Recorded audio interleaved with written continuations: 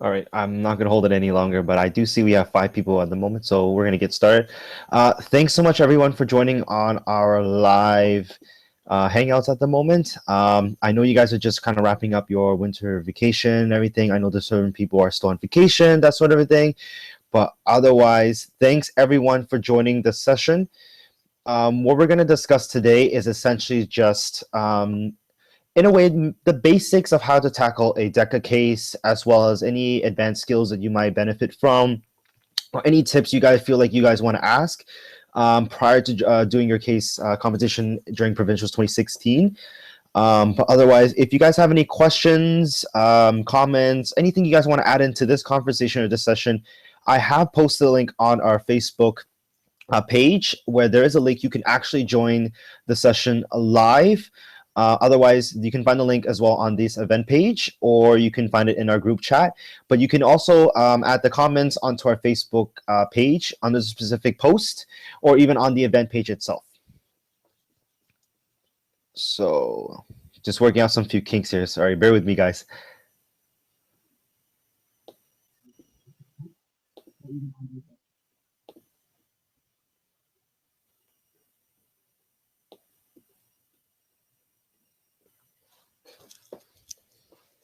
All right, perfect. So just a heads up as well too, if you are also going to be joining live on our session, do note that your profile and or your video will also appear on the chat with everyone else. You do have the option to block the webcam if you do have it to not show your live feed on your channel. But if you want to, you can turn on your microphone and join us live or ask us live on the session, or even ask your question directly through the group chat. We do have a few people live on the session, but we're going to get quickly started on this. So the first thing for everyone in terms of how to tackle a DECA case, for anyone who's not really familiar of how a DECA case look like, unfortunately, I'm unable to post or do a screenshot of how a DECA case look like because they are copyrighted and I'm not allowed to post it on here as it isn't on a public domain. So what it is that if you guys also need any example cases, you can also email us at decaugh@guelphummer.ca, and we'll gladly send you an example case depending on the specific categories you're competing in or just out of interest you want to look into prior to the conference itself. So the way the DECA competition works, for anyone who's not really familiar with DECA, essentially the way it works is that obviously you guys have signed up for either an individual or a team category. Now, if you're competing in an individual category for the provincial conference, which is a bit different than invitationals, the way it works is that you have two case competitions you need to compete in. Once you receive your times, hopefully within this week or within the following week, you'll be able to know when to go in terms of doing the competition. Normally, you'll have two during two different times, which are two separate cases. They're not connected with each other in any sort of manner. They're essentially two separate cases. You will have 15 minutes to present, 15 minutes to prepare your case. You will be isolated in a room with everyone else, but you will be sharing tables and desks. Many people who've done provincials from previous years, even in high school, may have experienced this. You have 15 minutes to present. 15 minutes to practice. I just got homework. It's going to be a long day. 15 minutes to prepare your case. And after the 15 minutes is done, you guys have 10 minutes to present your case to an assigned judge that they've already planned out already. And you'll be able to present your ideas based on after you analyze your case, that sort of matter. In the matter of a team category, yourself and your partner will only need to do one case only, and you will have 30 minutes to prepare your case, and you have 15 minutes to present your case to your specific judge. So there's a bit of a difference between individual and teams. What it is that obviously when you're individuals, you're by yourself. You kind of have slightly less time to prepare for your case, but it does give you the time to focus on kind of developing your ideas and kind of working to see which ideas are the greatest and everything like that. When you're working with teams, however, we've kind of said it from the beginning of the year, but we're not trying to discourage people from it. But what we're trying to say is that really when you're working in a team category, you guys really need to have real chemistry together. Now, I know a lot of people have asked, particularly the most common question people ask is, can I team up with my friend to do a team category and that sort of thing? Obviously, we have nothing against it, and we're not stopping you from teaming up with your friends to do a case competition, but do mind and do know that you are working with your friend, you're working with another person. This is particularly work, and it's a lot different than, let's say, if you hang out with your friends or just do teamworks of the other sort.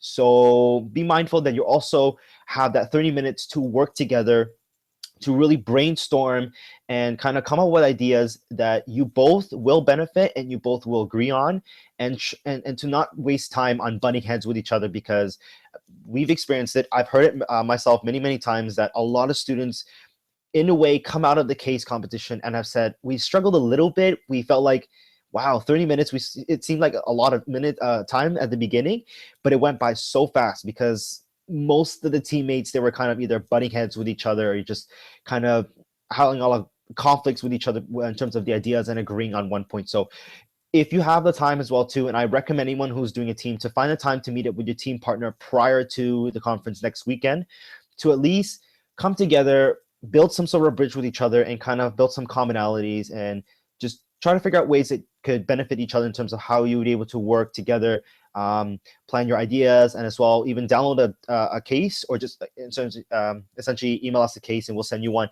Work with practice one, and really just go through it together as a team, and time yourself 30 minutes. How would you be able to tackle this? Because 30 minutes, it may seem like a lot of time. I'm telling you right now, I've done a team before as well. 30 minutes go by really fast once you guys really start talking, start planning, start working with ideas together, and kind of coming up with something that you guys both agree on. Make sure when you guys present, you guys talk as a team, not as two different people, because that's where also other people kind of struggle on. So moving on from in terms of the basics of how the competition works and everything, for people who haven't done really a Deca case and stuff like that, once you've emailed us and we sent you a case over, the way it works is that once you receive your case, as you go through on the first page, it'll give you information. So for example, on the top, it kind of tells you specifically your category, any additional information such as the specific clusters and a specific area that this specific case is focusing on in conjunction with your category that you're competing in. As you go down through the case itself, you'll kind of see additional information in terms of how to do the case, how much time you have to prepare, that sort of thing. And then when you really move down to the bottom portion of the case itself, you will actually see the 5 performance indicators. Now, these 5 performance indicators are very crucial when you guys are doing the case itself. Excuse me, guys. These 5 performance indicators, everyone, regardless if you're doing individual teams, because each of them have 5 performance indicators in every cases, you guys need to make sure that you guys are hitting those 5 performance indicators. Those are essentially your base marks when you're trying to get marks into the competition.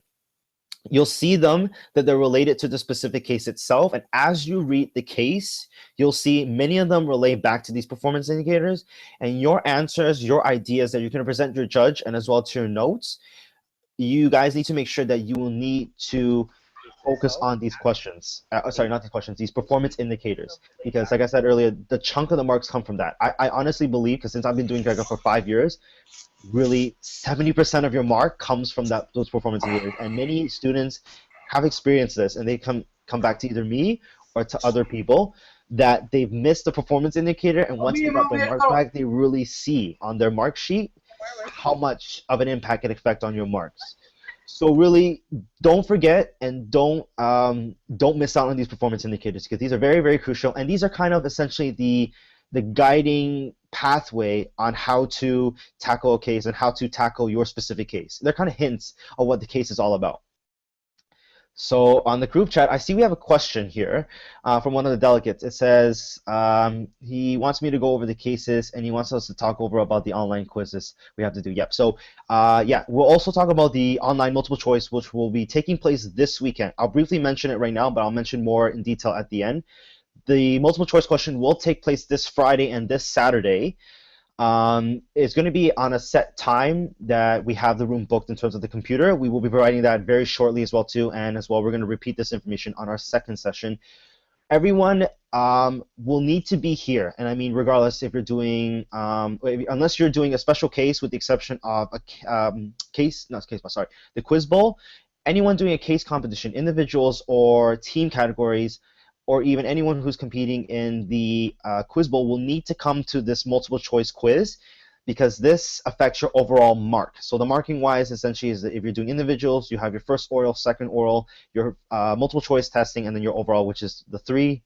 And then, as I mentioned earlier, the team only has 1, so it's the only 1 oral case, multiple choice, and then your overall for those other 2 portions of the mark.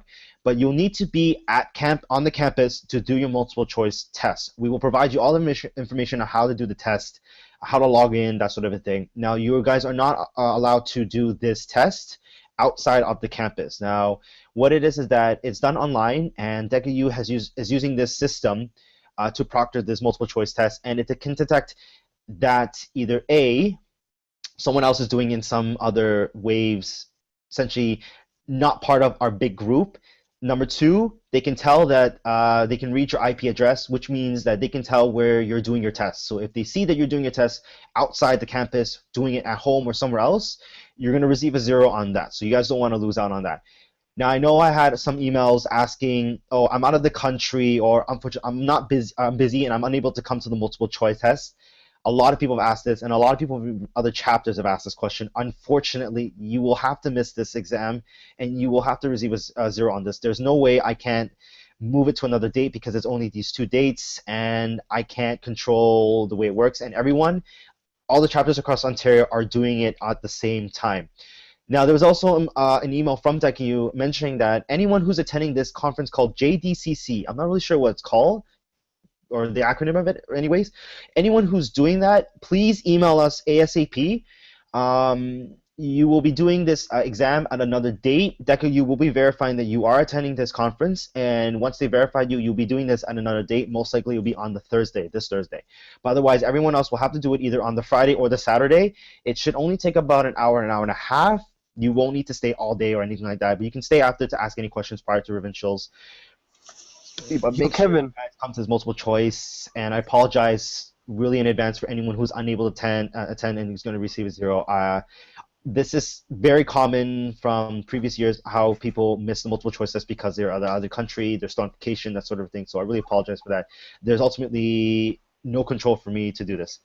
But going back into the case itself, Kevin, wait. when you're tackling, so after we mentioned the first page and everything, when you're going into the case itself, obviously the time begins, and you'll actually go through the case, and you need to, when you're reading the case, make sure you read the case carefully, but don't. Hold on, sorry, I heard something for a minute. Okay, no, sorry, never mind. Essentially, when you're tackling the case and everything, just be sure to read the case very carefully, but don't waste too much time on reading it into detail and that sort of thing. Remember, for individuals, you only have 15 minutes to prepare, and even though your team has 30 minutes to prepare, sometimes the cases can be long, sometimes they can be half a page. Just make sure you read the case carefully, but only pick out the most important parts of the case. Anything that's relevant to your performance indicators and to your specific categories, because you don't want to waste time on irrelevant information and stuff like that. So, and the first part is when you read your case, just make sure you find out the specific problem of the case. All cases will have some sort of problem that you will need to eventually solve and present this to your judge, depending on your role and something like that. So when you're doing your case, you will see on your case that you're taking a specific role. So, for example, you could be either a junior analyst at a financial firm or anything like that, or you're probably an external consultant from somewhere else, and you're helping another business trying to improve their business in terms of the management or whatever. Just be mindful about your specific role, particularly when you're presenting to your judge, which I'll explain later into detail. That's one part of the case you need to be mindful of. Going into the problem of the case, make sure that you guys are, in terms of when you're developing your solutions, your recommendations, your ideas, make sure that you guys are hitting that specific problem and always returning to the problem. Explain in your solution and your recommendation, why is my recommendation, why is my solution not only the better one, the best solution, better than the other guys next to me or the team next to me, but also how does this relate to the specific problem? How does it relate to it? So I'm going to also mention, some of you guys might know it from even last year. Thompson, as you might know, has mentioned this many, many times. It's called the gap analysis.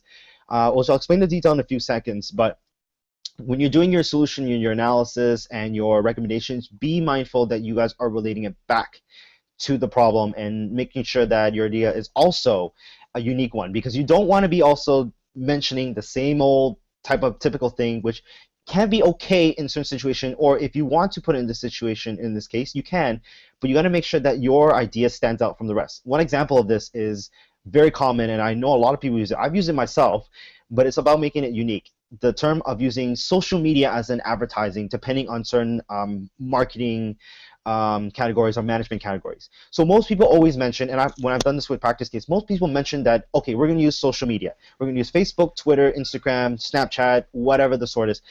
But the problem is most people don't really mention how they're going to really use these type of social media channels to kind of advertise their campaign or advertise their solution, or how is it useful and how does it solve the problem in this case.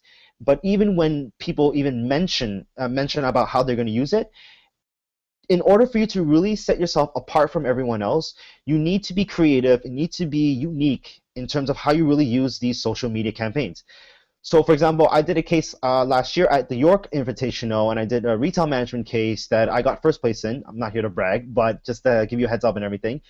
The way I mentioned in my case, in terms of using social media, it might seem so obvious, but you got to make sure that you're unique about it, is using a hashtag and a social media campaign. So this case was talking about a computer store that's been open for about 25 some odd years, and they have thought through very carefully and decided to close down their entire stores and their chain. Now, most people, when they think of closing down, they always think of, oh, they must have messed up, they must have gone bankrupt, that sort of thing. In this case, not so much. What it is that they've been a leader in terms of technology and that sort of a thing for the past few years when they first started. Towards their end of their life and stuff like that, they've been eaten away by eaten away of their market share. So, for example, if you're taking example of, let's say, Best Buy or even the Source or whatever the case may be, have eaten away their market shares in terms of their in their market and stuff like that. So they thought it through deeply, and they said they're going to shut down the stores because it's time to go. And not only that, their owner was going to retire anyways. So there's that.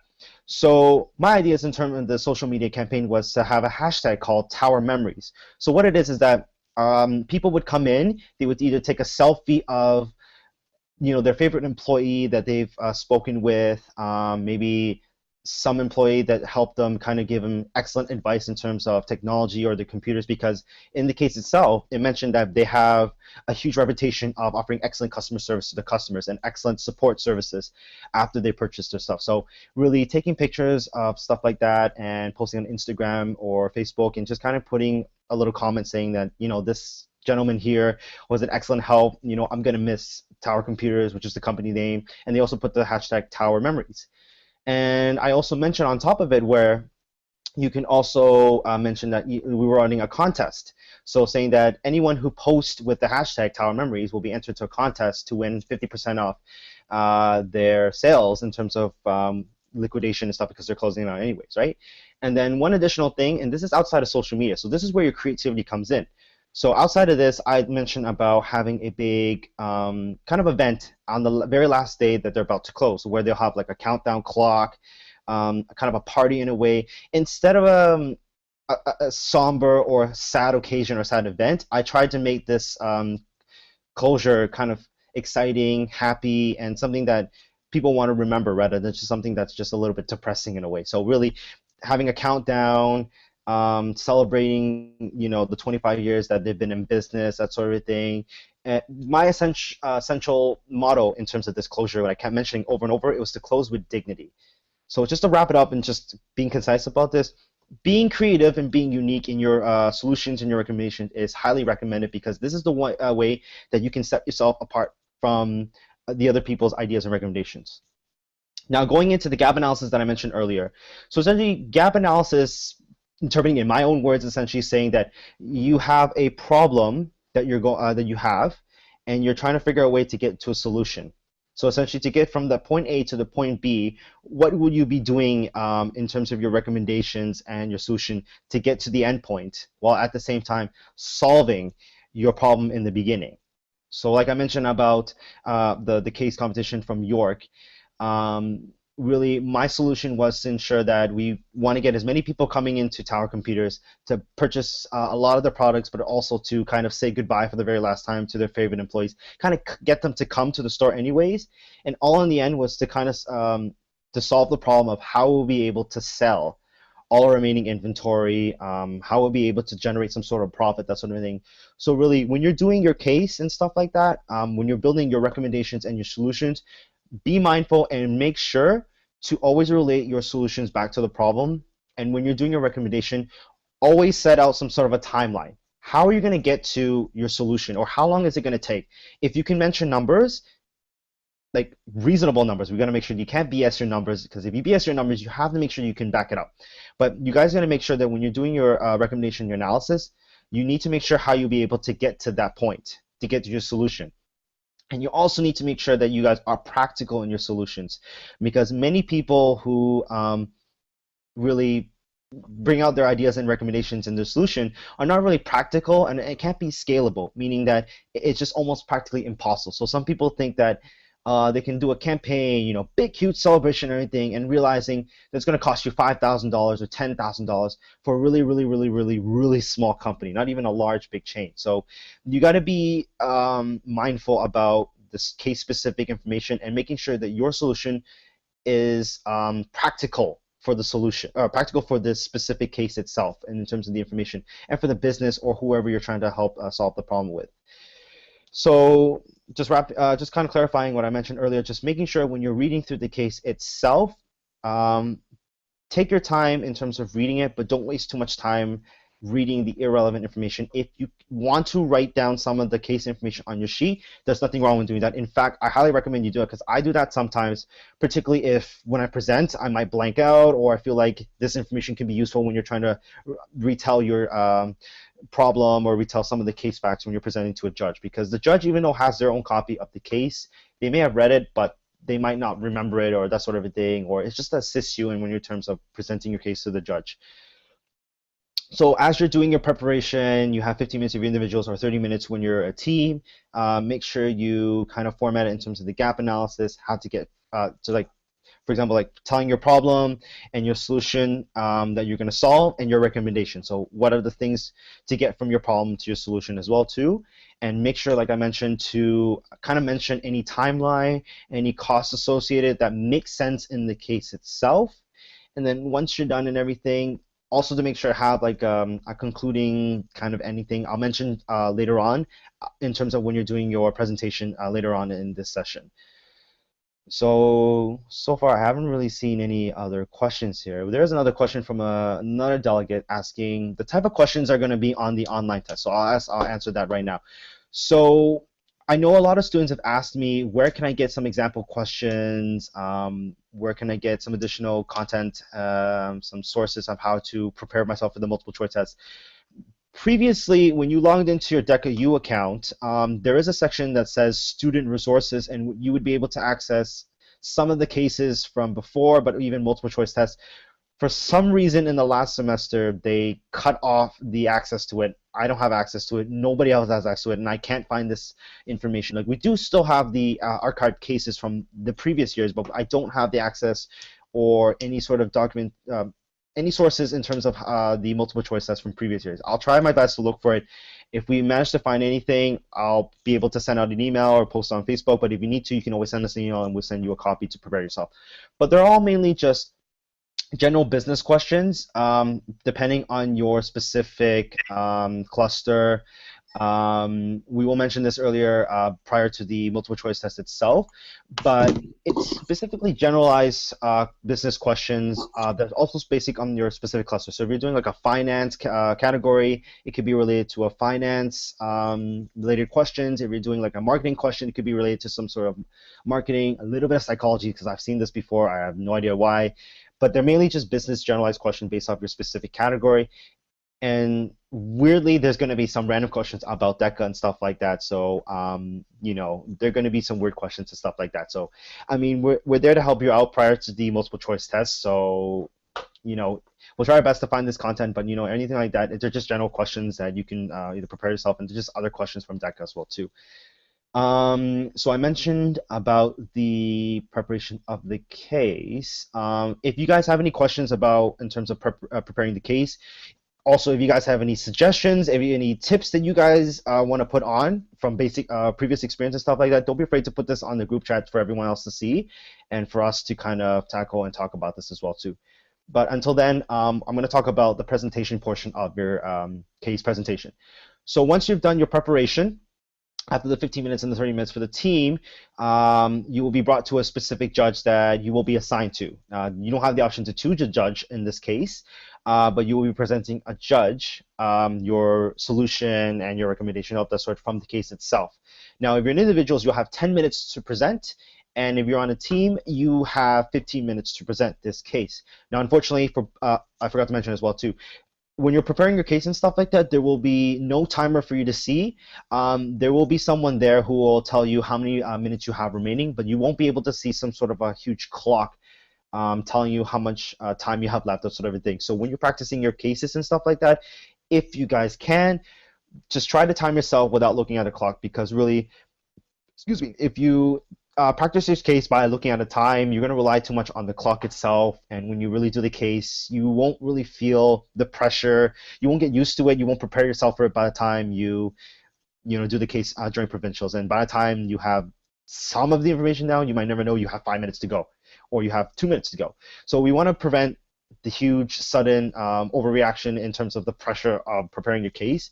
We want you guys to get yourself ready for it as well too. So just be mindful that there is no timer, there's no big clock when you're preparing your case, or even when you're presenting your case to a judge. So you just kind of have to feel for it. So when you're presenting your case to a specific judge that you're assigned to, first part that everyone needs to know is GNAP. Now, GNAP stands for greeting, name, association, and purpose. Now, this can work in certain parts on different cases. Now, when I was mentioning earlier about knowing your specific role, either if you're an external to the company or you're internal to the company. So if you're external to the company, GNAP really is useful, actually is mainly recommended to use in this case. Now, what I mean by that, essentially, obviously the greeting is your hello, nice to meet you, nice firm handshake, no more than 2 handshakes, that sort of a thing, because most people neglect this sort of a thing. When you're also being marked as well too, they're also marking you on your professionalism and your body language as well too. So most people forget about this as well too, and that's where some of the marks get taken off for people who are not being professional, or just not being confident in your ideas and stuff like that. But I'll mention more into detail later on. So your GNAP, the greeting is essentially your hello, nice to meet you, shaking hands, smiling at the judges. You got to smile. I know there's a lot of people who are afraid to smile, but you have to smile to the judge. You have to show confidence. No matter how bad your idea is, even after 10 minutes you sat there and you're like, man, my idea is so crap. Man, I don't know if it's any great. You never know. You have some self-doubt. But always be confident. Always sell your idea no matter how bad it is. You never know. They might like your idea. You never know. You're just overthinking it. Just be able to smile and show confidence. And then your name comes after as well too. Now, when you're an external employee, or if your role is mainly external from the company, yes, always make sure you mention your name. You also mention your company that you're with. It will be in the case itself too, right? If you are external, make sure you mention that as well too. If you're an internal employee, you really don't need to mention your name. You can if you want to, but you don't really need to mention your company, because think about it. If it says that you are a junior analyst and you're trying to meet with a financial manager, for example, in the same company, think about it. It's like taking in real life scenarios. You're meeting your supervisor, and you're trying to follow up on some sort of report or anything.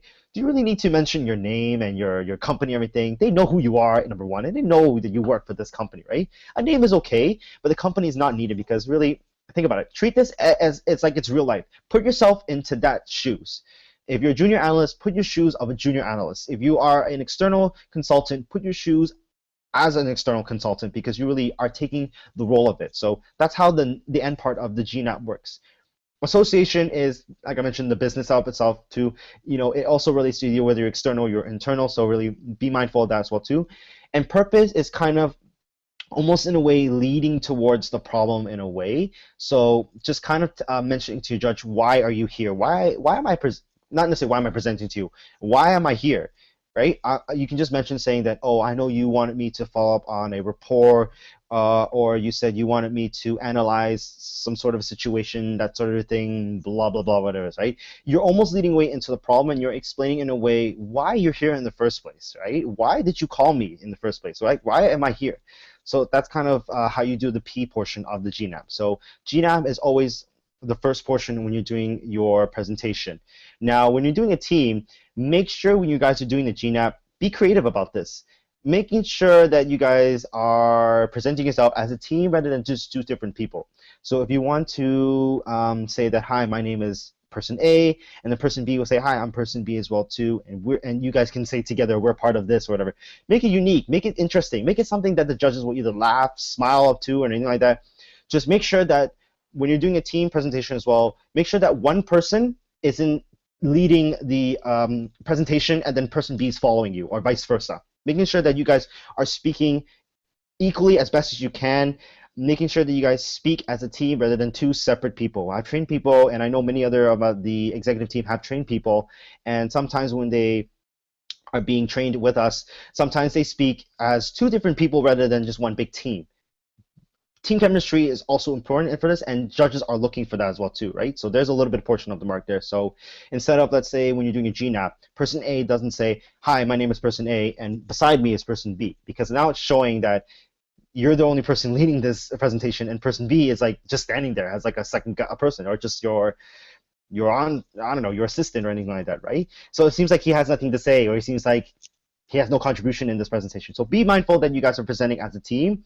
Talk equally as best as you can, but also at the same time, make sure you don't talk as two separate people, because they're going to show that one person might be better than another, or the judges could write on their sheet. It's happened before, saying that why is this person speaking more than the other person, or make sure you guys don't interrupt, or very crucially, make sure you guys don't contradict yourself. I'll mention more into detail in terms of team presentations, but don't contradict each other's idea. That is essentially a death sentence for any team categories, because really, you have the most amazing idea, and then person B is like, idea is great. However, blah, blah, blah, blah, blah, this idea is great. So now you have two different ideas for the judge, and the judge is like, wait a minute. You had this amazing idea, you gave me all this presentation and thing, and this little thing comes out of nowhere and you're saying this is better. What are you going to say to that? Good luck with that. That's all I can say, but make sure you guys don't contradict to that. So going back to the actual presentation component, GNAP seriously should not take more than a minute. Seriously, should not take more than a minute, because you're only there to shake your hands, which is like 5 seconds. Name, association, purpose should take no more than 1 minute. I mean, I can't even see it being in 1 minute. 30 seconds is most of it, but no more than 1 minute, because you, particularly if you're doing an individual category, you only have 10 minutes to present. And you only have that 10 minutes to present your ideas and stuff like that. If you leave out certain things, yes, they may be written out on your notes, which you will provide at the end to the judge. You're better off at least saying to it, because you can present it with enthusiasm, with confidence, and at the same time show that you're confident about these ideas. Because even though that you have it on Word, really, if the judges don't understand your enthusiasm about it, they're not going to really take into effect. So be mindful that you only have 10 minutes you're doing individuals, 15 minutes for the team category. So be mindful of your timing. So after you've done your GNAP, you can go on to the gap analysis portion. So really the part of mentioning your problem in the case to the judge. So saying that, okay, you called me upon to say that we have a report and we have a situation or a problem that our business is losing money, you know, blah, blah, blah, blah, that sort of thing, whatever the case may be. And then you go on to mention your solution, which is essentially saying, so what we have is we need to solve to make sure that we increase sales, increase viewership, you know, expand our presence, our market share, that sort of thing, whatever the case may be. And then you can also mention to the judge after, once you mention your solution, saying that, okay, this is our recommendation that we're going to propose to you, and we believe that this recommendation is the best one that we're out there. So that's at that point should only take about a couple minutes and stuff like that to mention about the problems, the solution. You want to engage with your judge. Try to read his body language as well too. Try to understand him or her. How they're analyzing you, body language-wise, and your ideas. Because really, if you can play around with the judges and kind of just guess how that person is, not necessarily if he's nice or mean, that sort of a thing, but just kind of find a way to kind of really get them engaged, get them motivated, or even, I don't know, excited or something like that. So really, I'm going to call him out. Mike Prasad, I see you on the bottom.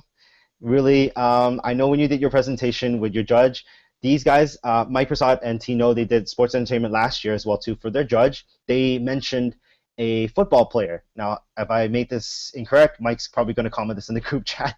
But they talked about a football player as well too in their case competition, which is related to the case itself.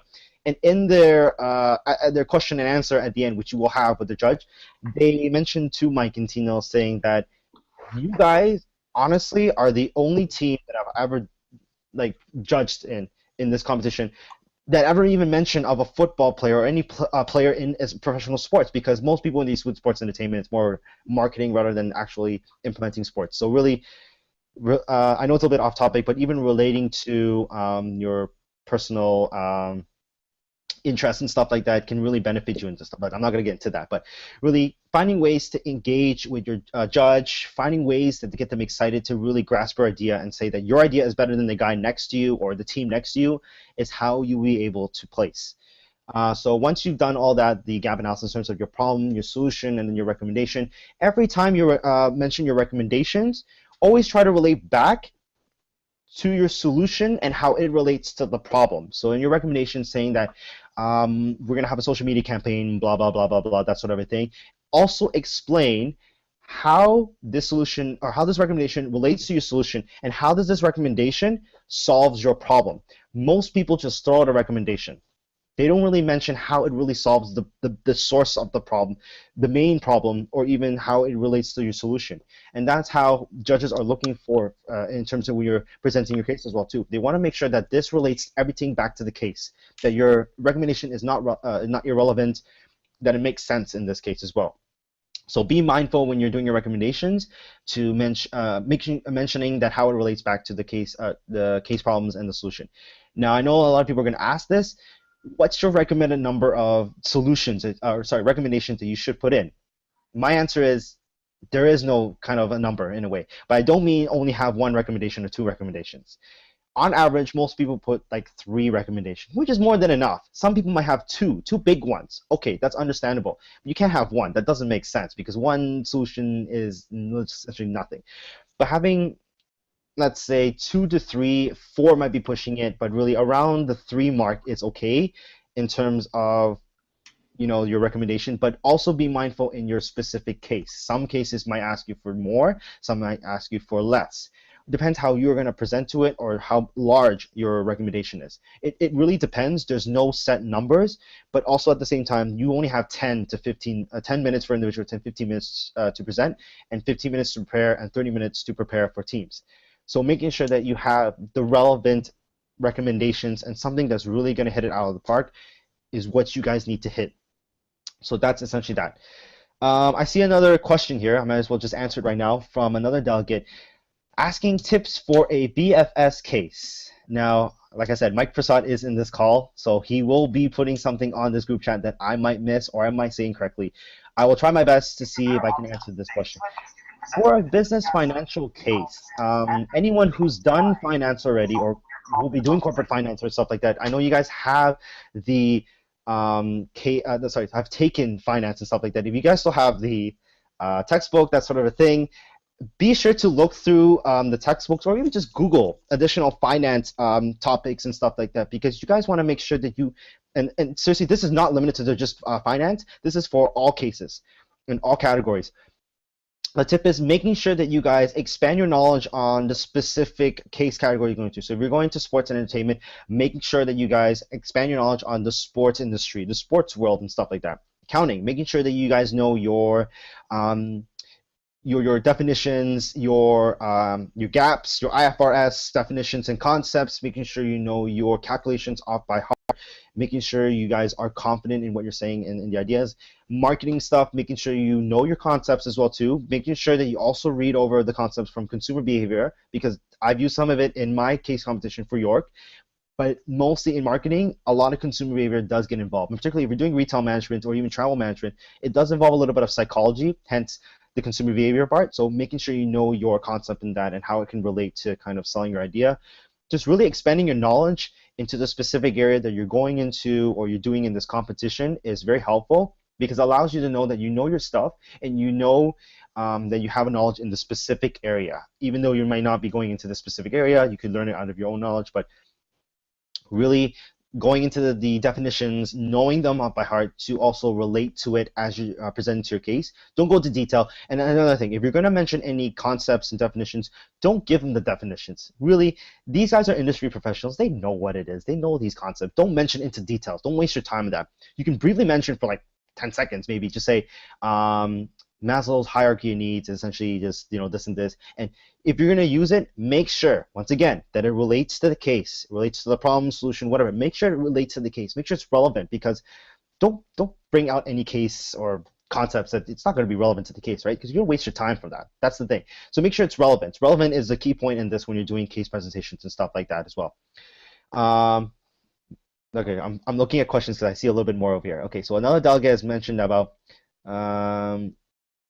okay, transportation to provincials. Okay, I'll briefly mention hopefully at the end of this as well. But I'll briefly mention as well during an email as well as a post. And as I mentioned in the about this booklet that we created last year, we're going to create again this year called Guide to Provincials 2016, which is essentially about relevant information for all the delegates from UGH, like for example, how to get to the Sheraton, the types of transportation that you can take as well too. Just to answer this delegate's question, there won't be any transportation offered by the school in terms of like there won't be in a bus and going together. Everyone is responsible for their own transportation for the day off. Now Friday is check-in day. Check-in is around 4 o'clock and stuff like that. So it's towards the afternoon.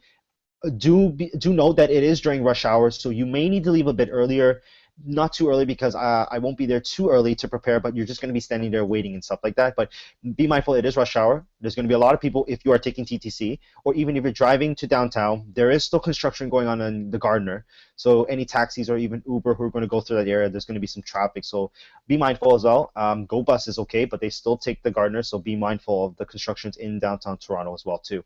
But yes, transportation is on your own, unfortunately. There is no bus to take you, but I will provide you with this booklet where you can get to the Sheraton Hotel and many tips on how you'll be able to kind of get there as well too. There's another question related to transportation. I'm going to mention it since we're on the topic of transportation. Is there free parking? Note that you're in downtown Toronto. I wish there would be free parking, but unfortunately there is no free parking for the conference itself. Parking, if you are deciding to drive, is on your responsibility. In this booklet, I have also mentioned about at least 2 parking spots. You can Google it yourself if you want. 2 parking garages that you can go into and park for the maximum time and that sort of thing. Now, I don't recommend parking in downtown Toronto. Never mind the fact about driving into the hotel and stuff like that. It just gets very expensive in here.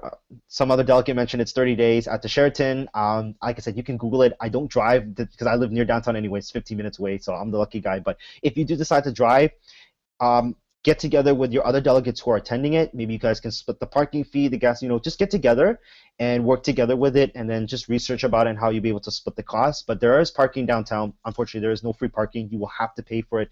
There's various spots. You can even park at the Sheraton Hotel's garage as well. But you can also Google this, and I provided some of the information on this booklet that I will be writing within the week. Going into the case of Mike Versaat's question, I will call him out again. Yes, he will be there at the multiple choice testing and stuff like that. So if you have any questions in terms doing business financial services, I'll be there personally for both days. So if you have any questions and general questions, I mainly focus on retail management and accounting as well too. If you have questions for that, don't be afraid to ask us, and we'll be here to help you in person as well too. Let's see, any other questions as well too. Yes, there is. Okay, there's another one from another delegate. Yes, there is parking across the street at the Nathan Phillip City Hall parking lot, as we call it. It is by the Green P parking, the municipal parking. They do have a flat rate for the whole day over the weekend, which is I think $8. Yeah, $8. They just raised it recently, fortunately. It is $8 for the 1 day maximum. So from 7 a.m. to 7 a.m. the next day, that sort of thing. You need to research as well to be specific in terms of the rate. But yes, there is parking around. You'll just need to research it and find the best bet, but you can do that. Anyone taking public transportation, you do have the option of taking the GO from, if you're coming from Brampton, Mississauga, or something like that, or from uptown, let's say, you can take the subway down here as well too. It is convenient from the subway station. It's only 5 minutes away from Queen subway station or Osgood if you're going to take it from the university side. But once again, I'll provide this information in this booklet. We want to try to minimize as many questions in terms of transportation because it's going to be repeat questions, and really, I don't want to be answering the same old question, and I'll try to provide the best information. But if you have any specific questions that you want to ask about transportation, you can try to email us, but most of it should be answered in this book that I will provide too as well too. Um, Let me see what else in terms of the presentation I need to work on. So yes, so 10 minutes for individuals, 15 minutes for teams. Now, be mindful of the timing as well too. If I missed anything, don't be afraid to put it in the group chat. Email us, Facebook's session as well. I'm gonna have a second session anyway, so if people who haven't made this session, or if you feel like we didn't answer it in this session, you can also join us in the second session this Thursday around the same time, 7 o'clock, and I'll be able to answer it there, or have other executive teams answering it there for you. But for the presentation, yeah, be mindful that you also are presenting with confidence. Do smile, do shake your hand, that sort of a thing. When you're doing teams, making sure you're presenting as one big team, not two separate people. So if you're doing a little bit of bouncing back, making sure that it's fluid, it's smooth, because fluidity is very key in doing a team presentation, and making sure that you guys are presenting that you guys are working together rather than just two separate people with two different brains. So that's some of the tips for presentation wise. Hopefully I'll get into more detail, or if I miss some of it, I can probably mention it again on the second session. But I'm going to try to answer some of the questions right now I see here. So another one from another delegate is, any tips for first timer doing a B2B with a partner? Okay, I have done a B2B case before 2 years ago at the provincials. For a B2B case, I'll try to be as general as I can, but specifically in the B2B, when you're talking about B2B, you're selling your business services and stuff like that to another business. Now, you have to be mindful when you're trying to do your recommendation stuff that it really means that you're focusing on selling another service or product to another business. Now, when you're doing it, like I said, your recommendation, that has to be specific to a business, not to specific individuals, or even just a wide range of individuals. So making sure that the business can take in the specific product or services with feasibility, with cost effectiveness, as well as how it would benefit their businesses, and how they would be able to efficiently run their business with their own customers. So be mindful as well too. You can always Google a lot of concepts for B2B on Google. Specific tips I can offer in this case, it's almost very similar to doing a team, making sure that you guys pull in ideas as well too. If you want to expand your knowledge on the B2B world as well, because it is a different industry as well, don't be afraid to Google it, because there's a lot of stuff on Google that can really help you in terms of preparing yourself for doing your presentation. But also at the same time, be mindful that B2B is primarily selling your business or product to a specific business, which is trying to help them run their business efficiently and help serve their own market, or their own specific clientele and stuff like that. So be mindful of that as well too. I have some other questions here. So another one is, how can I improve the feasibility? How can I improve the feasibility of my case, and how can I get extra training? Okay, I think I'm reading two questions here. How can I improve the feasibility of my case? Hopefully the person who wrote this question can be more specific in this, but let me try to answer this as best as I can. Improve the feasibility.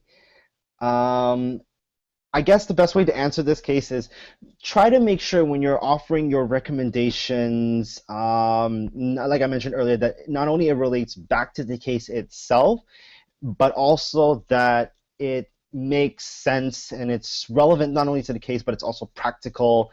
It can it's scalable in a way that they can repeat this eventually, or that it's also cost effective, because many people neglect this, and we've always also mentioned this. The team has mentioned this during training, that I mentioned earlier as well.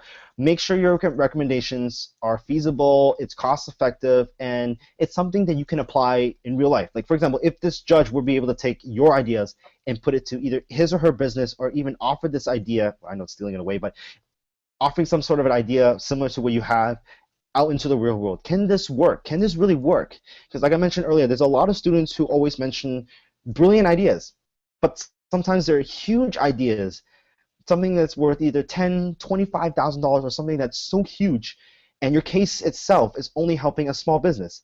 This doesn't make sense, right? You gotta make sure that your recommendation has to be related to the case itself, the concept itself, right? Making sure that's relevant. Obviously, it's feasible, but making sure that it's relevant. The relevant, like I mentioned earlier, is a key point in this case. Making sure that you gotta make sure that your recommendation is specific to this and it makes sense. Imagine if someone were to take this idea and putting it into the real world. has to make sense. Cost is always effective. And I know fourth years who I'm talking to right now have taken project management and really making sure that this idea can be within cost and can be with a high level of performance and a high level of quality. So just to kind of relate to that question as well too. Second question, sorry, in this case is how can I get extra training? Very operational market based. Okay, that's another thing. But anyways, how can I get additional training? That's an excellent question. We have sent out emails from the past few days that you can obviously number one, join this online training session. So don't be afraid to tell your friends that we have another one coming up this Thursday at 7 o'clock. For anyone who's missed it, just give them a heads up that, if they have any questions, I want to try to find a way I can get this more engaging in terms of this hangout. But anyways, we have Can I another ask one a this question? Thursday for generalized. So if you have any questions to throw in, if you have any tips, or if you want me to discuss things that I haven't mentioned in this session, don't be afraid to join us the Thursday. Write it in the Facebook comments, this sort of a thing. Yeah, I'm just trying to figure out how to get everyone's engaged in this hangouts. I want to be able to hear other people as well too, because I want to be able to answer questions face to face. I want to hear people because that's how I like to present. I don't want to talk to a computer screen as I'm doing right now. I want to be able to hear people as well too, because that's the best way to really talk about how to really assist people in terms of delegate and stuff like that. But yes, but also we also have mentors that you guys can sign up for. You can email us and we can assign you a mentor, or you can sign up for a one-on-one session if you want to do some sort of personal sessions, if you want to sit down one-on-one with a mentor or maybe a member of the executive team, that you can also just sit down and talk about how you'd be able to improve your case, that sort of thing. To answer Mike Prasad's question, I have no idea if I can answer this. Don't forget, you guys are live. This is being recorded in a way.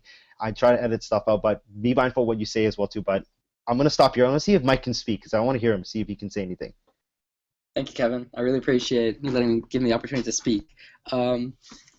Big thing for you guys is when it comes to I training. can't hear him for some reason. Hold on. I can't hear him for some reason. I'm not going to bother fixing because I know time is limited. But like I said, I'm going to try to mention this. I'm going to try to fix this for the next. Oh, no, I hear him now. Okay, sorry. It's a bit of a delay. So I do hear him now. Since I hear him, I'm going to stop now and I'll let Mike speak. If he has any additional information to mention, he's going to mention it. So I'm going to let Mike speak now. Cool. When it comes to training, guys, what we're gonna do is that we'll be having training sessions as well on the multiple choice days on the Friday and the Saturday at the labs because we have the whole school ready for the day. Another thing is please contact Parisa if you have any idea of specific training that you may need, whether it be on a case or just something that you want to learn as well, whether it be budgets, right? Because she can only get those set up for you. She'll be your main person to talk to when it comes to training. Kevin, I just had one question. How often are we doing these? Because I'm pretty confused, and I just want to know more about this because I didn't know, unfortunately.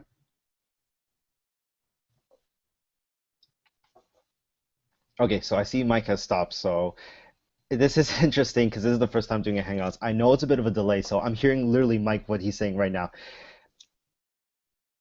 Yeah, there's no way I'll be able to catch up what he said and kind of follow up on it. But anyways, yeah, so any training and stuff like that, don't be afraid to contact us. I'll message it directly to Prisa because it will get sent to her own private mailbox under our Deca email. And yeah, don't be afraid to message Prisa if you know her on Facebook. Yes, Prisa Kazra is on the group chat. Don't be afraid to ask her on Facebook or email her directly if you can search her on the global address list on for the school's directory list, or even just email us and we'll direct it to Prisa as well too. She'll be able to even help you set up with a mentor, even give you additional tips that I might have missed as well too. But she is obviously the VP of training. She has a lot more information in this case, so don't be afraid to email us, Facebook us, the sort of a thing. Get as much content as you can prior to this competition, or even any additional invitationals. Wink, wink, nudge, nudge. Our invitational, for example, coming up this semester as well too, because I know there's at least 4 or 5 invitationals, including ours, this coming winter semester. So make sure you guys are also aware of that as well too. So anyone who's missed provincials, you can also attend.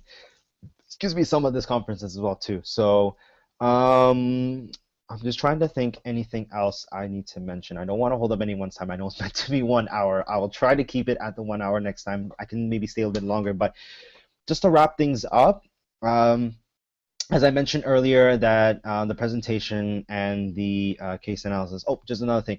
like I mentioned earlier, this Hangouts is recorded as well on YouTube. I will try my best to go and edit it, kind of the blank spots and stuff like that. But for anyone who wants to watch this session as well too, because Mike has spoken as well too, so there's a lot of relevant information